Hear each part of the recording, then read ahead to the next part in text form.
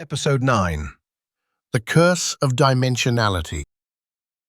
Everything we've built in this course so far has relied on a table that stores one value for every state, or every state action pair.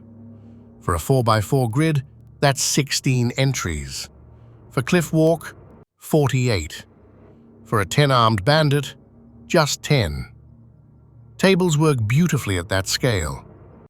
But here's the wall.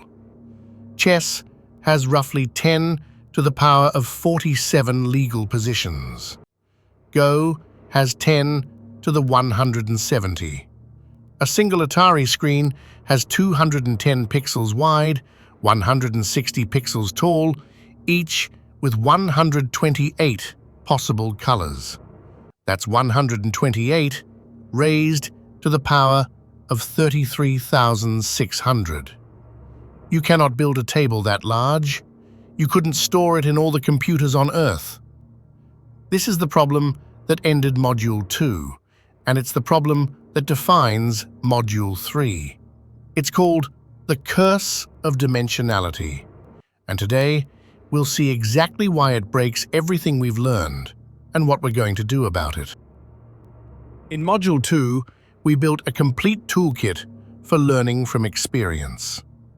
Monte Carlo methods learned from full episodes. Temporal difference learning updated after every step. SASA and Q-learning gave us control algorithms that learn optimal policies.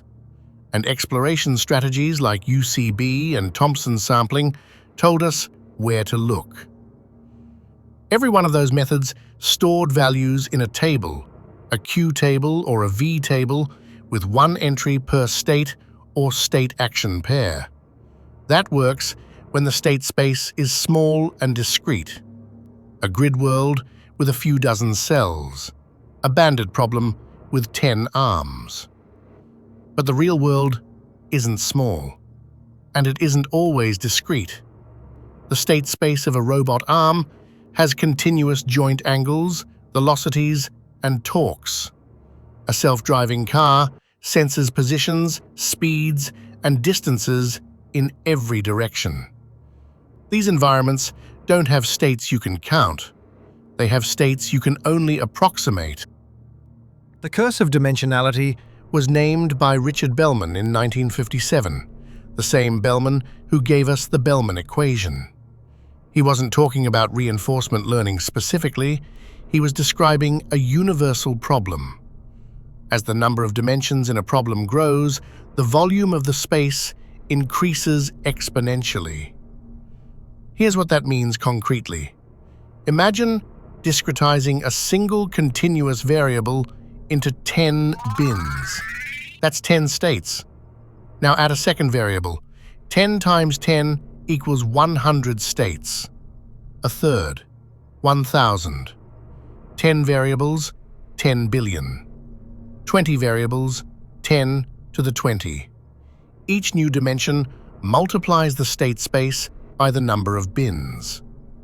This exponential explosion means that even moderate problems become intractable. A robot arm with 7 joints, each discretized into 100 bins, has 100 to the 7th power states. That's 100 trillion. And we haven't even included velocities yet. Double the dimensions, square the state space.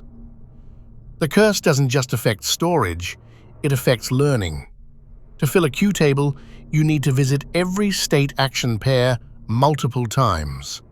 In a space with 100 trillion states, you'd need hundreds of trillions of experiences just to see each state once. No agent has that much time. Let's put real numbers on this. Tic-tac-toe has 5,478 valid board positions. A tabular approach handles that trivially. Backgammon has roughly 10 to the 20 states, about 100 billion. Gerald Tesoro's TD-Gammon used a neural network in 1992, precisely because a table was already impossible. Chess has an estimated 10 to the 47 legal positions. That's more states than there are atoms in the Earth. Go makes chess look small, with roughly 10 to the 170 legal positions, a number so vast it dwarfs the number of atoms in the observable universe. And those are still discrete board games. Atari has 210 by 160 pixels, with 128 colors per pixel. That's 128 to the 33,600 possible frames. A self-driving car operates in continuous space with potentially infinite states, exact positions, velocities, accelerations for every object in the scene. The pattern is clear. As soon as you move beyond toy problems, the state space explodes beyond any possibility of tabular enumeration.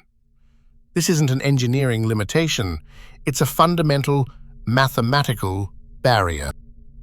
There's a second problem beyond storage. Even if you could somehow build a table large enough, it would be useless. Tables don't generalize. Consider a grid world where you've learned the value of position 5, 3. What does that tell you about position 5, 4? In a Q table, absolutely nothing. Each cell is independent. Learning that one state is good gives zero information about its neighbors. You have to visit every single state individually. But intuitively, nearby states should have similar values. If standing on the edge of a cliff is dangerous at position 5, 3, it's probably dangerous at position 5, 4, too. A good chess position for white doesn't become terrible if a single pawn moves one square. This is where function approximation enters. Instead of storing one value per state, we learn a function that maps states to values. A function can interpolate, it can extrapolate, it can take a state it's never seen before and produce a reasonable estimate based on similar states it has seen. The simplest version is linear function approximation. Represent each state as a feature vector and compute the value as a weighted sum. The feature vector captures what matters about the state, and the weights are what the agent learns. Instead of millions of table entries, you learn a handful of weights. Function approximation replaces the table with a parameterized function. Instead of one value per state, you have a function v hat of s, parameterized by weights w. The agent learns the weights, not individual values. Linear approximation uses v hat of s equals w transposed times x of s, where x of s is a feature vector. For a robot arm, the features might include joint angles, velocities, and distances to the goal. For Atari, they might be pixel patterns or learned representations.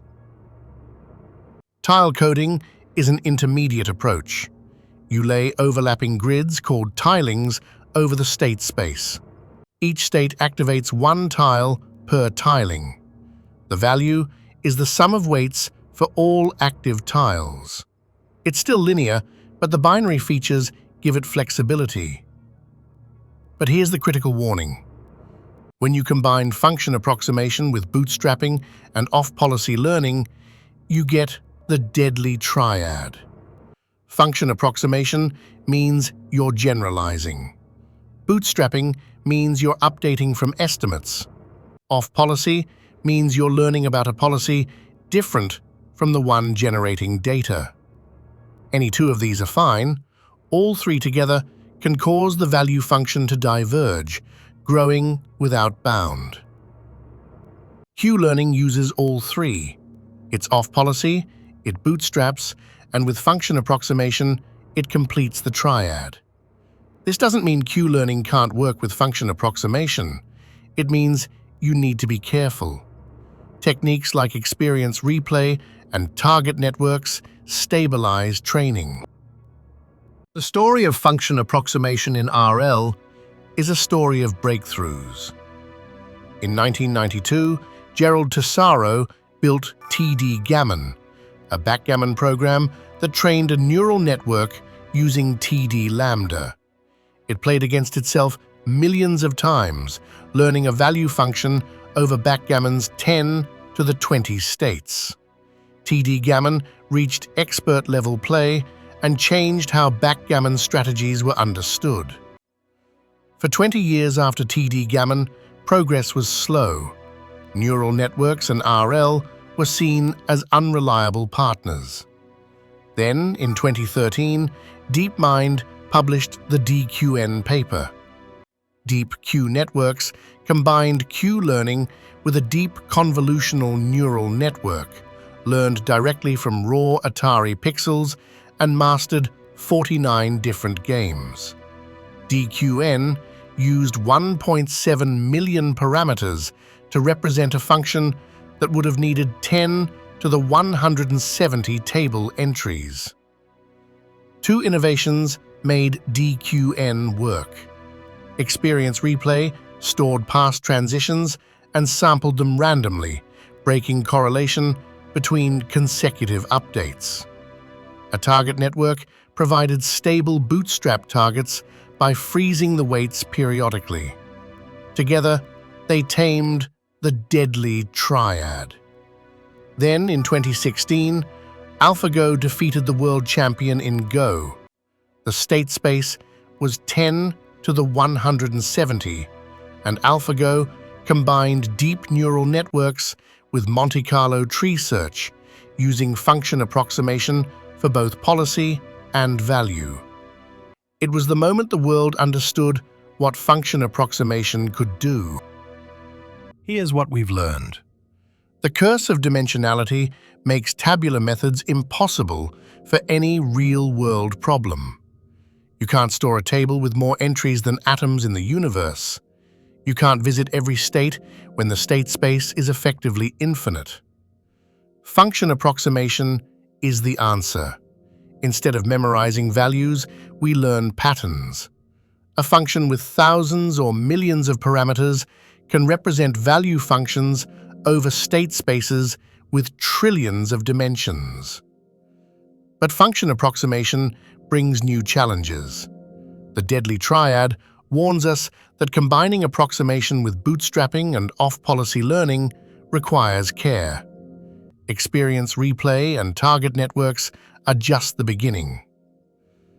Module 3 will take us deep into this world.